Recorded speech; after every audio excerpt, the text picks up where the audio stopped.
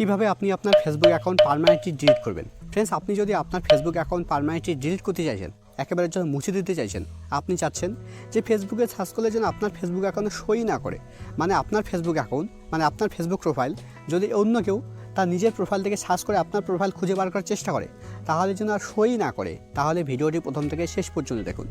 কেননা আমি আজকে এই ভিডিওতে ফেসবুক অ্যাকাউন্ট পার্মানেন্টলি ডিলিট করে দেখাচ্ছি। তো ফেসবুক অ্যাকাউন্ট পার্মানেন্টলি ডিলিট করার জন্য, একেবারের জন্য মুছে দেওয়ার জন্য আপনাকে ফেসবুকে আসতে হবে। ফেসবুকে আসার পর একদম উপরে বাঁদিকে দেখুন একটা 3 লাইন আছে, আপনাকে এই 3 লাইনে ক্লিক করতে হবে। আপনার ক্ষেত্রে এই 3 লাইন যেটা আমার একদম উপরে বাঁদিকে শো করছে, সেটা আপনার ক্ষেত্রে একদম উপরে ডান দিকেও থাকতে পারে। যদি আপনার ক্ষেত্রে একদম উপরে ডান দিকে 3 লাইন থাকে, তাহলে আপনি একদম উপরে ডান দিকে ক্লিক করবেন। এবার এখানে আপনাকে স্ক্রল ডাউন করে নিচে আসতে হবে। নিচের দিকে দেখুন একটা অপশন আছে সেটিং অ্যান্ড প্রাইভেসি। এবার আপনাকে সেটিং অ্যান্ড প্রাইভেসিতে ক্লিক করতে হবে। সেটিং অ্যান্ড প্রাইভেসিতে ক্লিক করার পর সেটিং অ্যান্ড প্রাইভেসির নিচে দেখুন একটা অপশন আছে সেটিং।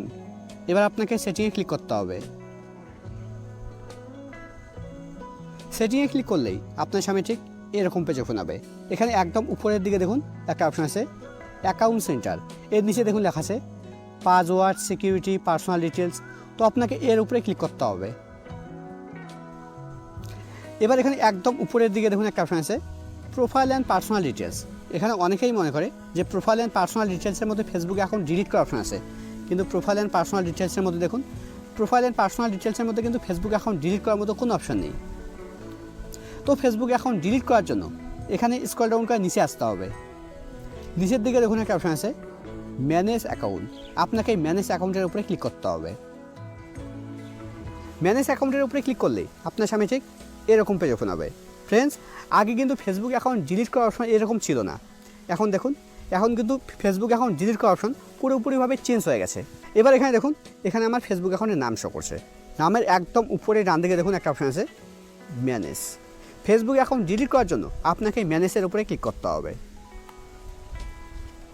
ম্যানেজের উপরে ক্লিক করার পর এবার ডিঅ্যাক্টিভেশন আর ডিলিশন উপরে ক্লিক করতে হবে। এবার ডিলিট অ্যাকাউন্ট সিলেক্ট করে নিচের দিকে কন্টিনিউ ক্লিক করতে হবে। এবার এখানে একটা রিজন সিলেক্ট করতে হবে, একটা কারেন্ট সিলেক্ট করতে হবে। এবার একদম নিচে কন্টিনিউ ক্লিক করতে হবে। কন্টিনিউ ক্লিক করার পর এবার নিচের option no continue with deletion, আপনাকে এখানে ক্লিক করতে হবে। এবার স্ক্রল ডাউন করে নিচে আসতে হবে, একদম নিচের দিকে কন্টিনিউ ক্লিক করার পর এবার এখানে আপনাকে আপনার ফেসবুক অ্যাকাউন্টের পাসওয়ার্ড দিতে হবে। আমি আমার ফেসবুক অ্যাকাউন্টের পাসওয়ার্ড দিয়ে দিচ্ছি। পাসওয়ার্ড দেওয়ার পর এবার পাসওয়ার্ডের নিচে কন্টিনিউ ক্লিক করতে হবে।